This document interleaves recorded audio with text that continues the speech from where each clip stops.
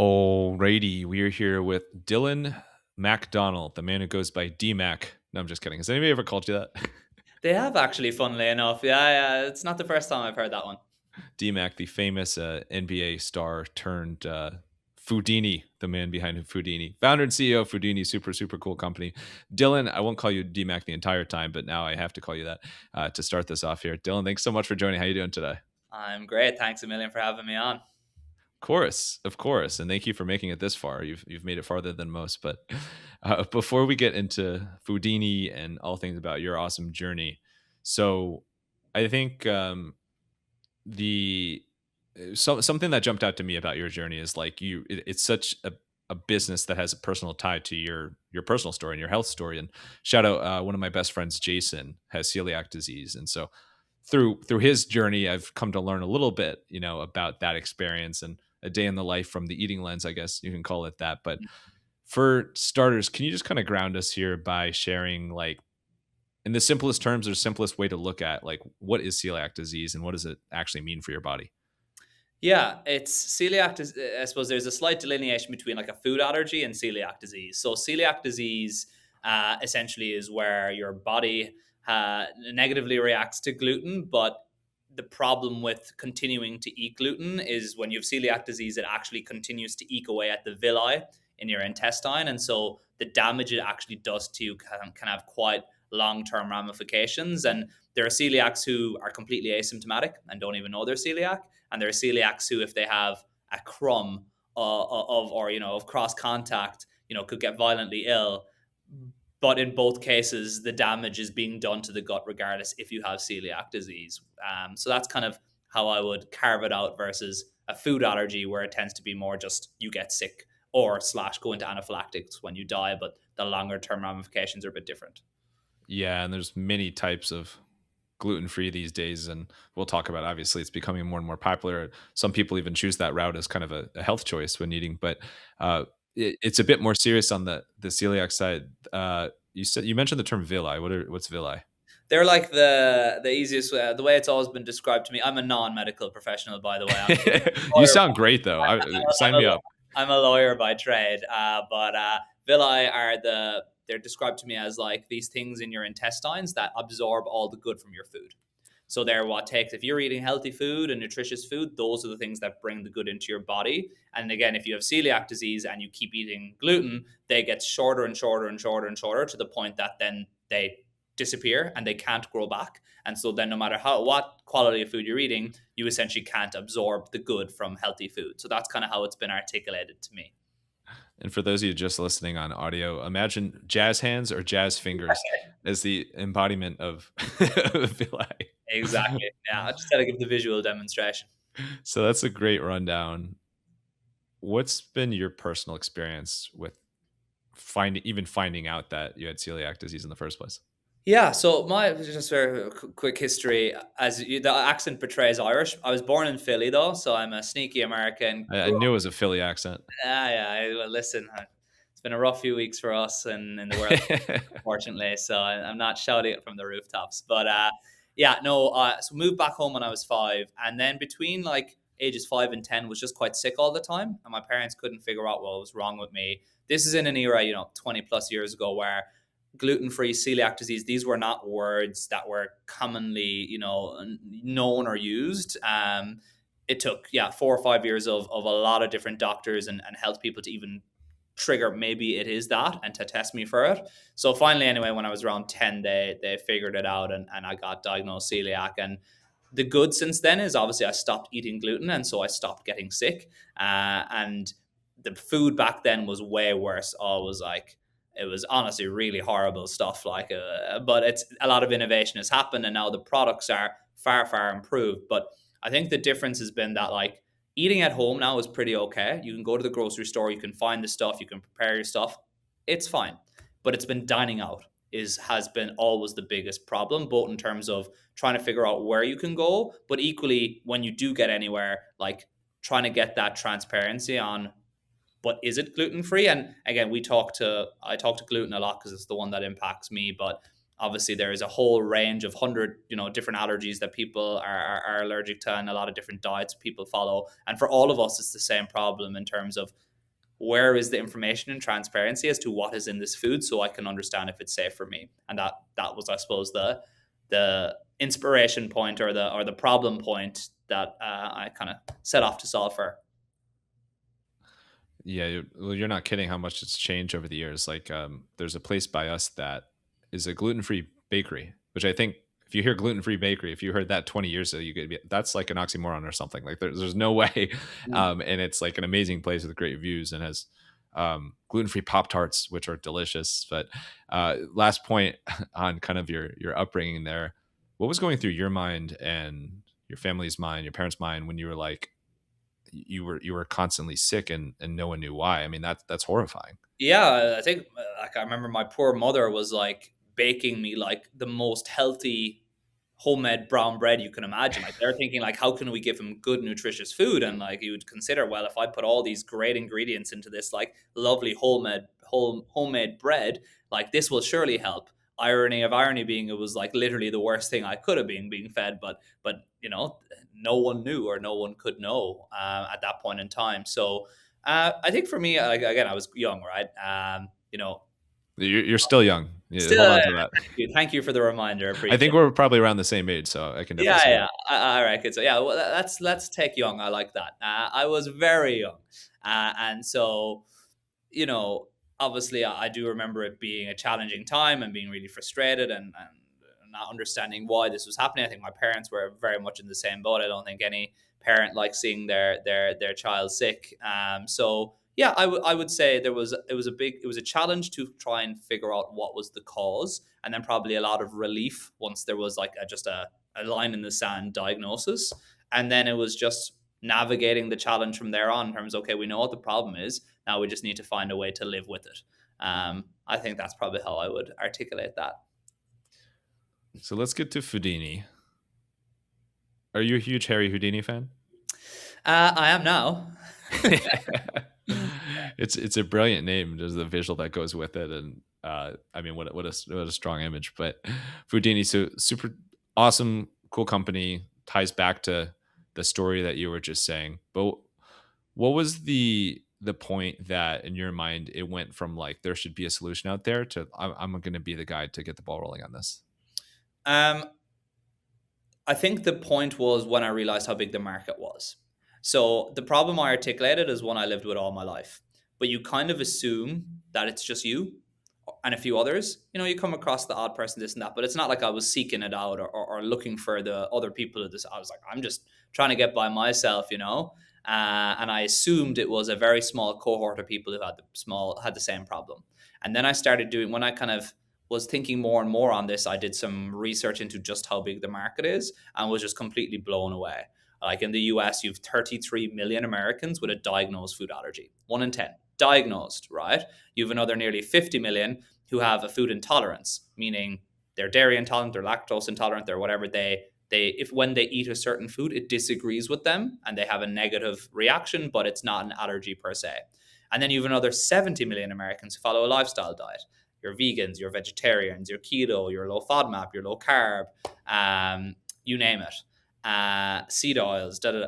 So a huge, huge, huge proportion of people that need this information, and there was a complete lack of this information. And so I think I realized there was a big problem, there was a big market, and then having had no tech background, no medical background, no nutrition background, I decided that naively that I was going to be the right person to solve for it, and set off to the races.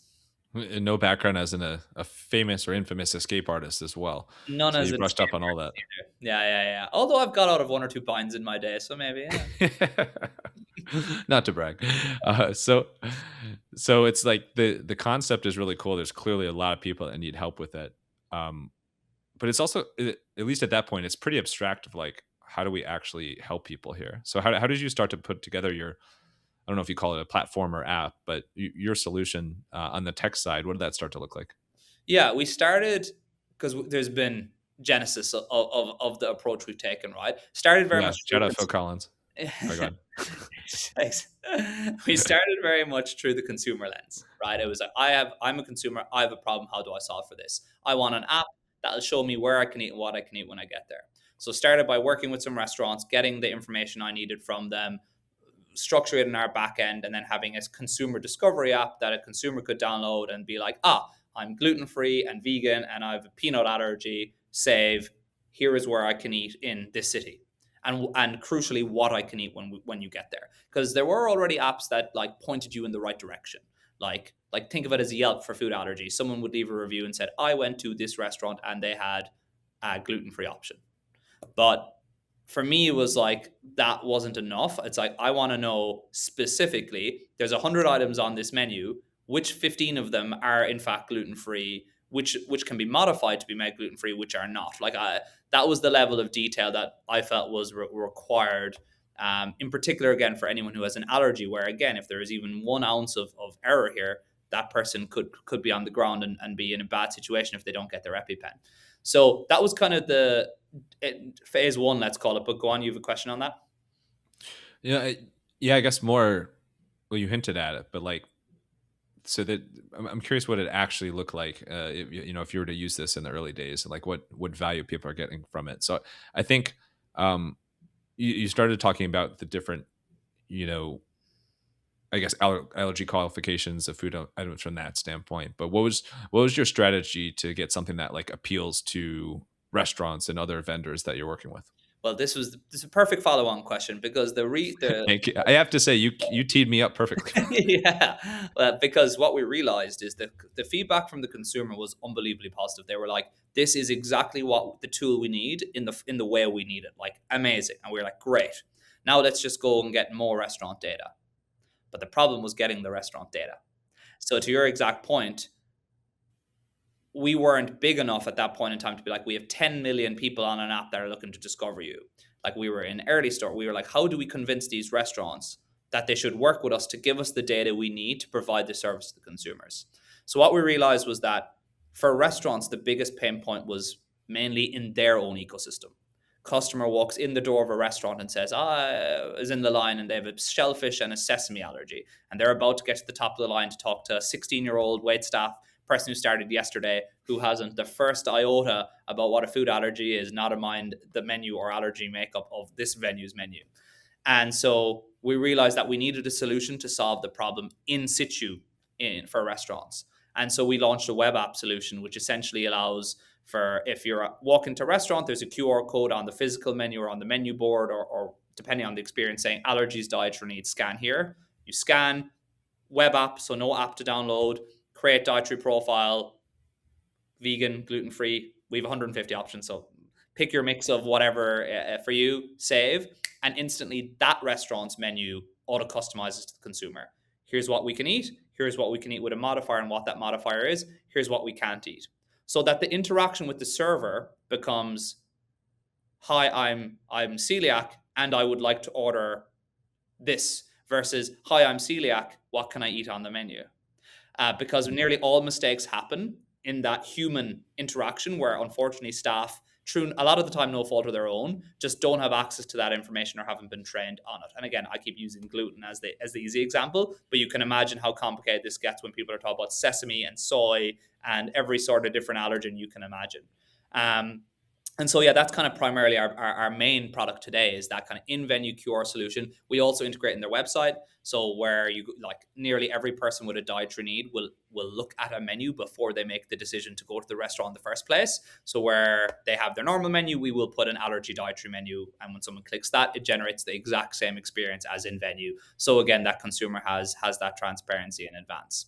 And so, yeah, we're primarily today a B2B company, because we focus on working with restaurants and food service partners who want to be able to communicate this information in an accurate and personalized and best in class way to their guests. Yeah, that's super cool. It also sounds, at least at the start, like a super big learning curve. If there's 150 different options, and you have to train each restaurant, each customer that you have to train them on that. So how have you simplified that whole leg of the process? Yeah, well, we started with just, there was 9. And then every day we get emails from consumers being, I'm allergic to strawberry, I'm allergic to kiwi, I'm following a keto diet, da da da da da. And so it became kind of clear to us that to truly solve the consumer problem, we needed to have the full breadth of all the different requirements that the consumers have. In terms of the good for us, and what we figured out is we don't need to train the restaurants on, and how we had to build our system. You talk about earnings. We don't need to train the restaurants on all of those things. All we need from restaurants is accurate menu and recipe and product information. Send us your menu, send us your recipes, send us the products that you buy from your supplier, and we do all of that tagging work. So we then essentially tag everything at the ingredient level for the 150 different things, and then it just automatically customizes it again to the consumer based on their preferences. So the restaurant doesn't need to figure out whether there's sesame in the sauce or not. We do that for them. And that's how we came around it. We have to do it for them. This is something I'm probably going to say on every podcast from here on out. But at the time of this recording, I just got back from Indiana's national championship game in Miami.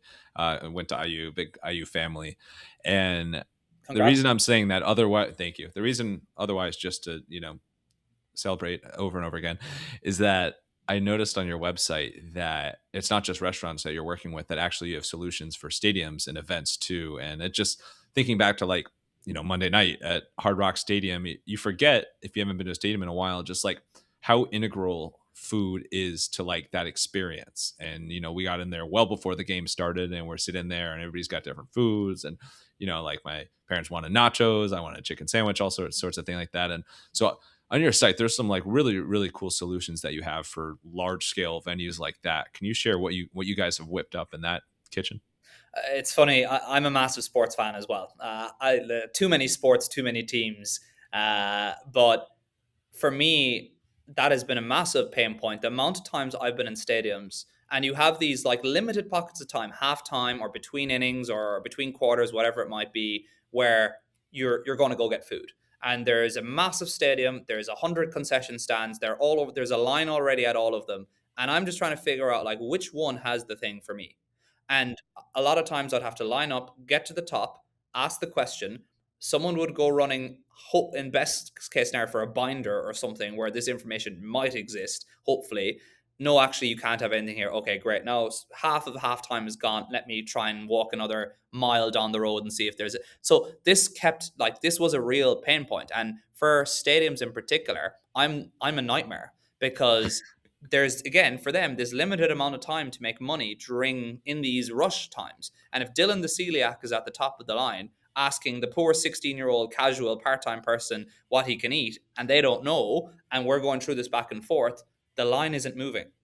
And all of a sudden, half the back of that line are just going to give up and go back. So there's a real use case in particular in these high, density environments for the likes of a stadium. So anyway, what we essentially do with stadiums is it's kind of like what we do for restaurants, except on roids, in that we will take the 100 concession stands, we'll map them all in the same way we would for a restaurant: menu, recipe, products, get that in our system. And then the only difference is, before, when a customer scans let's say on the ballpark website, allergies, dietary needs, we'll actually map the whole stadium for them. So we will say, of the 100 concessions, and they create their profile: gluten-free, dairy-free, vegan. We'll map the whole stadium and say, in descending order, Dylan's takeaway stand has 10 options for you. John's has 9, da da da da da da da da, all the way down. And when they click on each one, they'll see exactly what they can eat there as well. So think of it as like a discovery solution within the stadium, showing them not just where there's options, but specifically what they can eat at each one as well. And the use case there is, it now Dylan knows, right, I'm going to go straight to exit 312, where I can see there is a stand that has this option for me. I don't have to randomly wander and hope for the best. That is a game, pardon the pun, game changer. I think back to the game Monday, and we obviously, national championship's a very unique case. Like, you're never going to get into a stadium 2 hours before the game and have time to like walk around and see where things are. Like, my mom, my aunt Mindy, and I, we did a lap around the entire stadium, just because we had so much time before, just to see like, all right, what food options are here, what food options are here. And when you don't usually have that time window, I can just see how valuable that is to know exactly where the thing you exactly want is, especially if it's, between quarters, between halves, between periods, like you were saying before.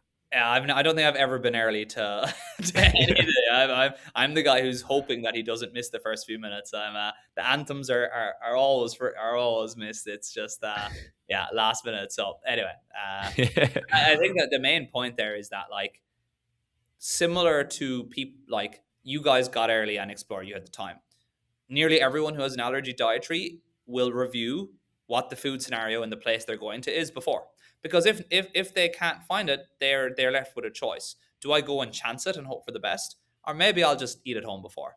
Maybe I won't spend my money at the stadium. Let me just get dinner at the restaurant a mile away, or cook before I go. Like, these are the things that go through the minds of people who, where they get the wrong food, they're going to get very sick, and it's going to ruin the entire experience for them.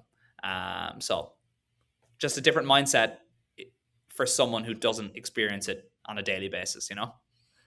Yeah, and that's a great look into the consumer mindset, like the final end consumer mindset. But for your customers, like these restaurants and stadiums and venues like that, can you share a little bit about like why partnering with you, like partnering with Foodini, is actually just a great thing for the business overall as well? Yeah, no, it's a great question. Love this one. Yeah, no, no problem. You fed me that one. No, I'm just kidding. Five main things. One, attracting customers. Like I said, the 173 million Americans have a food allergy dietary need. If they don't know or can't understand what they can eat on your menu, they're most likely not going to come in the first place, or they're going to walk out the door once they get in there. Show them the information, they will come. And this is the most loyal consumer you're ever going to get. We find it so hard to find places that can cater to us and where we have a good experience, that when we do, we keep going back again and again and again. I eat in the same three lunch spots around here in Santa Monica every day, because they're the three that I've got of the 10 that took care of me, and I keep going back.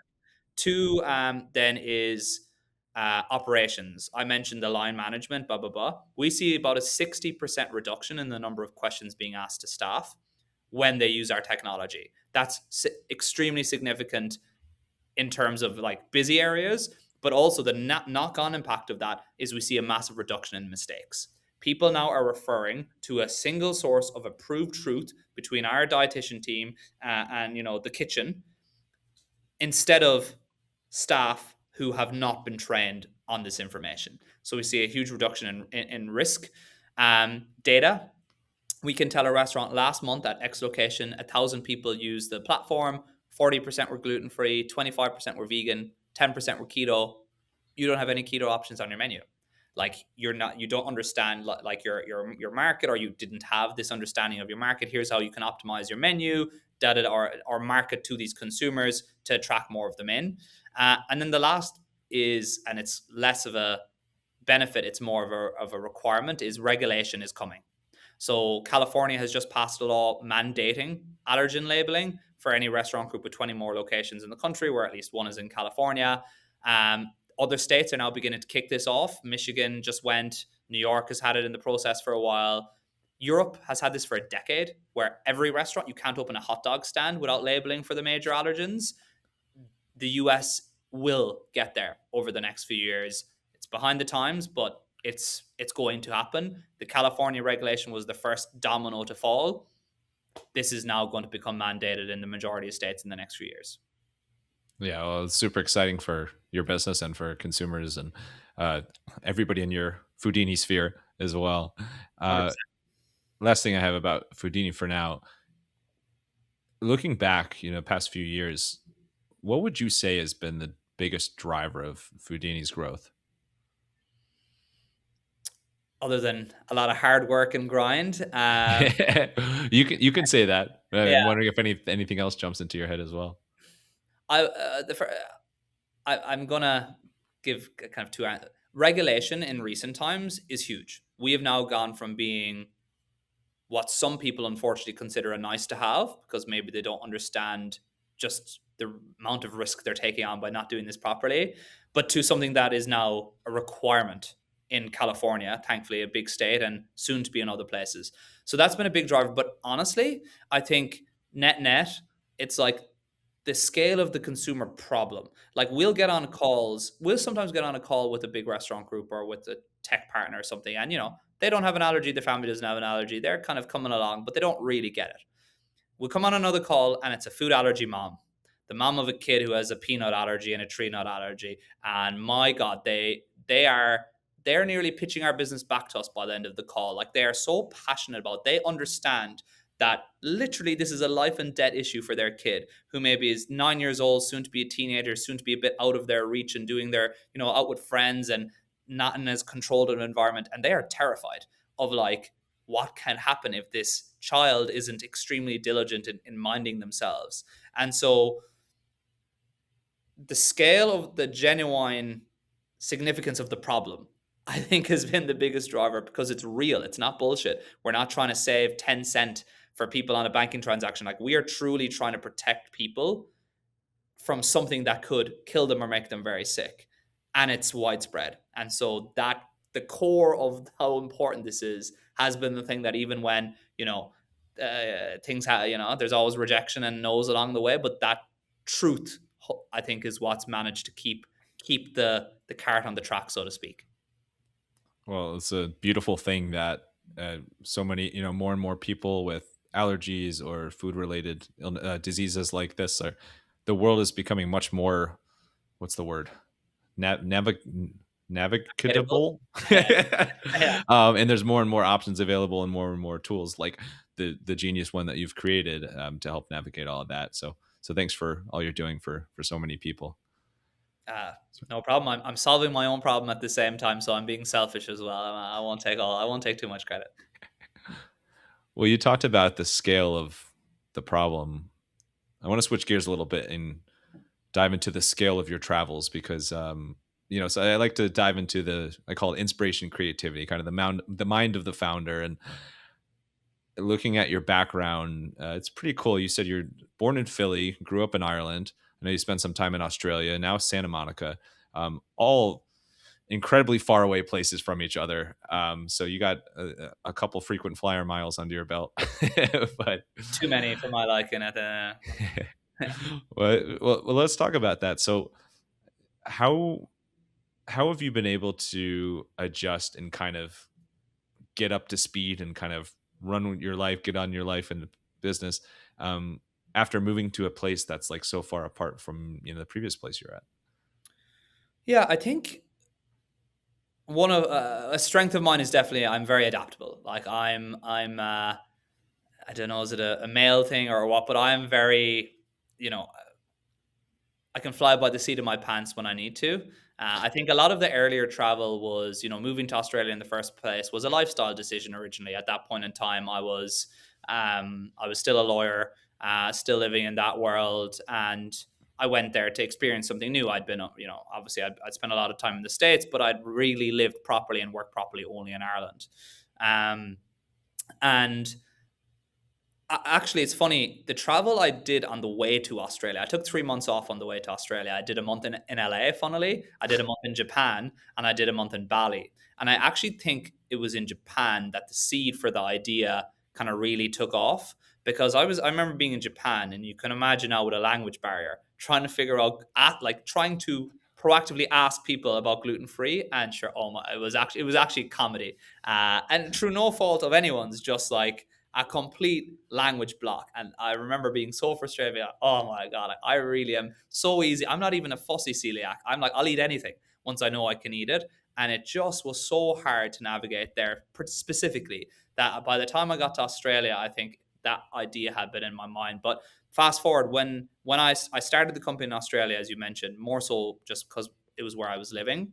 But over the course of time, I realized that if this was going to be a big company, it needed to be in the US. And once that truth permeated into my mind and I accepted it as fact, it was just a matter of, well, I got to go. So now where am I going to go? Okay, West Coast makes the most sense because a lot of our team are still in Australia. Okay, I'm going to go there. And I just made the decision and went with it. So, yeah, I think to answer your question in short, again, I'm an adaptable person, and you have to be. And I just did what I had to do to make it work. So let's get to the sex, drugs, and rock and roll of those journeys. Uh, No, what's your? I mean, all very different places. Obviously, California, Australia. There's some similarities weather-wise, but like, what sticks out to you as maybe like a favorite place you've been, and then maybe a place that you're like, I don't miss that aspect as much. In terms of where I've lived or where I've Yeah, traveled? yeah, yeah. It Where doesn't. We'll start with where you live, where I where live. you've lived. I'll tell you this for a fact. Sydney, if you just wanted like if you didn't have family or friends around the world and you didn't care geographically where you lived, I think Sydney as a city is the best work-life balance lifestyle you could ask for. The weather is beautiful, the people are great, the beaches are amazing. If you're like an outdoorsy person at all, like it's an amazing place to live. So I miss, and I lived on Coogee Beach, which is just down from Bondi Beach. I lived there for 2 years, and I loved it. Absolutely loved it. So I miss that a lot. What was it? My favorite and my what was the other part? Least favorite? Yeah, yeah. I'm curious your others, but before you Yeah, get to that side of it, that is so fun. You just described my friend to a T. So, shout out, good friend Mike Orden. Went to college with him. Big IU fan as well. I'm just gonna throw that in. But he actually, oh man, this was probably, it was right before COVID started in the U.S. He applied just randomly for a job at Canva in yeah, Sydney, and he got it. And so he just moved from New York to Sydney, and he was there for a few years. And we'd always ask, like, man, you're really far away. Like, it seems awesome. You're really far away. Like, do you love it? Like, what's it? He's like, if my family and friends were over there with me, it would be the perfect place in the world. Like, that was exactly how he described it. It's just over time, obviously, if your family's somewhere else or your friends are somewhere else, then it wears on you now and then. But he lived right by Bondi as well, and oh my god, yeah, same if I thing. could pick up Sydney and drop it into North America, that would Yeah. be done. I'd be set that'd for be that'd that. be a pretty heavy lift, but Yeah, it would. And just on Canva, what an amazing company. And Melanie yeah. Perkins, the founder, extraordinarily impressive lady. So yeah, he got a good one there. They've continued Yeah, totally. strength. She's been on the bucket list for this podcast for a while. She's that company is unbelievable. Yeah, they're Um, amazing. she's awesome. But all right. So then the other side of it, what's somewhere that you've lived? I'll let you say travel to as well. That maybe you didn't live up to what you expected of it. Um, lived nowhere really. I like LA. I like Sydney. I liked Dublin. Obviously, I like Philly, even though that was more as a kid. Um, traveled to that didn't meet expectation. I'll give a U.S. city because we did it. And sorry, this is I shouldn't go down this route, but No, no, I'm very curious. I remember doing the Southern States road trip a few maybe 7 or 8 years ago, and we flew from Ireland, 6 Irish guys. We did Dallas, Austin, Houston, New Orleans, Nashville, Memphis, Jackson, Nashville, Atlanta, and New Orleans was the one we've been looking the most forward to, I think. And maybe it's just because it wasn't Mardi Gras or whatever, but it didn't meet the expectation I had for it. Austin loved, Nashville loved, Memphis was the dark horse. We expected nothing of Memphis, and it was amazing. New Orleans came up a little short, and actually, it's one of the reasons why I'm like I need to go back to Mardi Gras because so many people speak highly of it. And maybe it was just the days we were there. You know yourself. There's a lot of reasons why, but that was a place that disappointed me a little bit, in the US at least. Yeah, that's totally fair. So my family going back 4 generations is from New Orleans, but Oh, no. no, no, I'm kidding. I'm I, kidding. No, no, no. I'm from Cleveland. I was scared you were going to say Cleveland would going to have to have an argument. Don't say anything. But New Orleans, no, I could totally see that. I've only been there once, and it was for my buddy's bachelor party. So like, I yeah, got the full bachelor party experience, and obviously we pretty much stayed on Bourbon Street the entire yeah, time. So like, it was awesome. But we also, we've heard from other people, it's like you really don't want to venture too much outside of that area, and then um, I mean, we have friends that went to Tulane and like they loved it and like it. No, it seems like an awesome city overall. But yeah, it's definitely all you kind of see and hear about it is just focused on that and the tourist trap thing. So I get you on that. But what a trip you had, and I'm with you on Memphis too, because I Beale mean, Street. obviously food's Yeah, amazing. And then Beale Street live music, unbelievable. Like I'm personally someone who likes that music style, like the blues. I like that better than the Nashville country stuff. So like I thought it was cooler than Nashville even. But yeah, really really cool. And now we have your travel recos. But all right, switch up a couple of quick goofy segments here. This one's called the unusual. So pet peeves, quirks, weird talents. Does not have to tie to Foodini at all. So quirks. What's something a little bit quirky about your personality that maybe your friends, family, team, somebody calls you out for, but it's just who you are. It makes you you.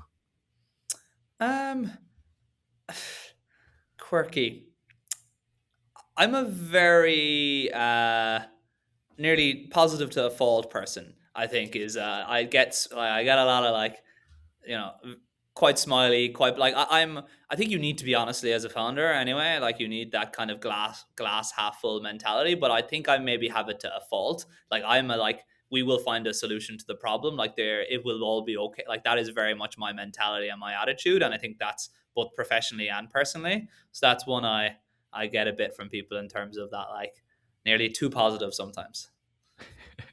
I'm in the same boat as that. They're like, Max, why are you so why are you so optimistic all the time? Like, I don't know, but I'd rather be optimistic than not. So That's my attitude as well.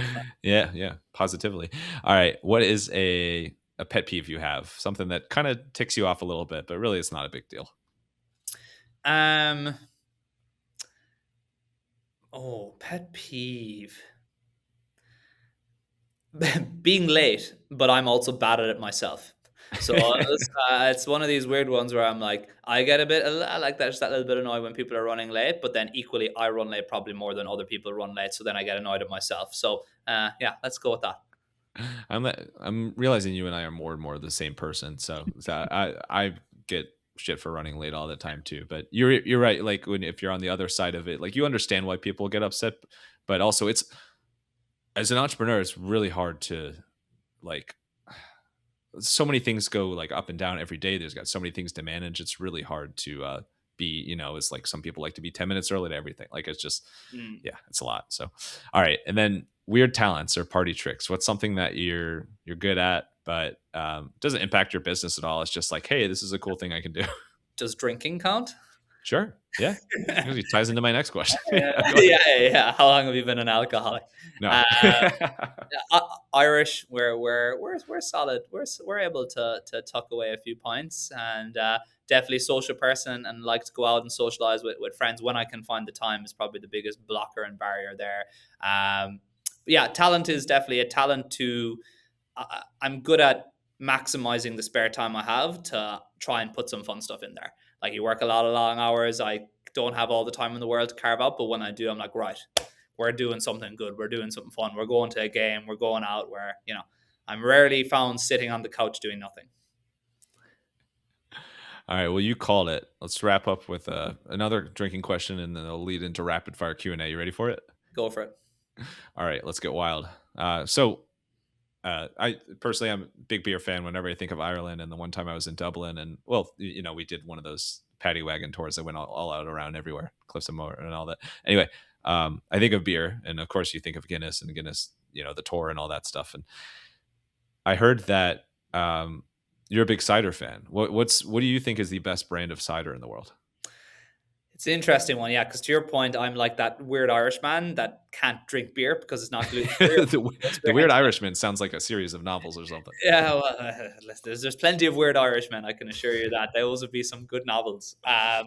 But listen, cider was I drank a lot of it when I was younger. Like Bulmers was a big brand at home, Orchard Thieves, Magners. I drink less of it now. I think I just got sick of it because it was the only thing I could drink when I was younger. Honestly, seltzers were alcoholic seltzers like the High Noons and White Claws were a game changer for as a gluten-free person because it was finally like a widespread drink that was everywhere that wasn't a whiskey coke but wasn't a glass of wine. It was like that kind of same strength as a beer that was widespread and easy. So that honestly has been a game changer. But I would say traditionally Bulmers was probably the main and my favorite brand of cider traditionally, to answer your question. Yeah, great point on the what do they call the ready to drink category or whatever the Yeah, like the yeah. yeah. And there's like I rarely have cider, but we went a few months ago, and I've actually mentioned it on this podcast before because I loved it so much. There's a place not too far from us in New Jersey. So if you're ever in New Jersey looking to rekindle your love with cider, it's a place called Burnt Mills Cidery, and they just have we were there on like a nice autumn day. It was really cool. It was packed, and they had I don't know like 12 different varieties of cider, and it was so good. And my favorite was like a cranberry chai flavor. Like it had like a spice to it, almost tastes like a strong Belgian beer. It was so good. Oh, nice. Okay, very So good. so next time you're in the middle of New Jersey, that's your place. But uh, okay, Irish food. What do you think is the most like underrated Irish food? The fact that we just have potatoes and veg with everything. Like our dinners growing up were like meat, potatoes, two veg, fish, potatoes, two veg, stew, potatoes, veg, and meat in a pot and stew it. Like that was what we, and I honestly create like I miss it in terms of like the quality of that kind of meal was very high. So that's honestly the simplest answer. You have things like shepherd's pie, that I'd rate highly, and others. But I think if you think Irish food, you just got to think a meat or fish, potatoes, and vegetables, and that's but good quality. Oh yeah, I'm a huge potato fan as well. My dad was just joking about this over the weekend. My late grandpa Henry used to always like the potatoes were always a favorite part of any meal, and he had like this voice kind of like this, and it would be like the potatoes. And he, as he got older, You that already like he loved it. Yeah, exactly. And he wasn't even Irish, but a big fan of potatoes nonetheless. Any meal of the day. So, uh, okay. Other food question I'm wondering about is like this doesn't have to be tied to Irish food at all, but just in general, what do you think is the best like gluten-free or gluten-free safe food out there? What's the tastiest? pasta or spaghetti by a mile. The in terms of gluten free alternatives. Well, it's actually you took that a different direction, but Yeah, you were thinking yeah, meat. no, but Yeah, I like that. Yeah, that's yeah. that's an Well, even better question. I'll answer both. Mexican is really good for gluten free because corn.